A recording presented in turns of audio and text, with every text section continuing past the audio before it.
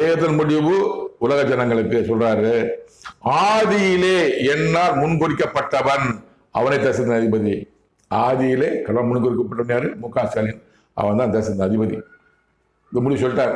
எடப்பாடி பழனிசாமி கிடையாது. ஏற்கனவே முடிவு பண்ணிட்டு முன் குறிச்சிட்டா பரமண்டலத்தில் குறிச்சாச்சு இங்க எண்ணத்துக்கு சொல்லியாச்சு. அவன் தான் தேசத்தின் அதிபதி. நீ சொன்னது 8/4/2021, 6/4/2021 தேர்தல் முடிகிறது. 2/5/2021 தான் எலெக்ஷன் ரிசல்ட் என்றாங்க. நைட்டு மறுநாள் காலையே வருது. 7/5/2021 தான் மு.க. ஸ்டாலின் பதவி இருக்காரு. அதுக்கு முன்பாக கூறிவிட்டார். ஆனா இவங்க தேர்தல் ஜெயிச்ச உடனே என்ன சொல்றாங்க? 2020 மு.க. ஸ்டாலின் ஜெயிச்ச உடனே மனைவி சொல்றாங்க, நான் கோயிலுக்கு போனேன், அந்த சாமி தான் என்ன காப்பாத்துச்சு அப்படின்னு அந்த அம்மா சொல்றாங்க. பிரசாந்த் கிருஷ்ணா வந்து ஐடிவிங்கா இருந்தாரு. நாங்க ஐடிவி நல்ல திறமை செயல்பட்டு நாங்க ஜெயிக்க வச்சுன்னு சொன்னாரு.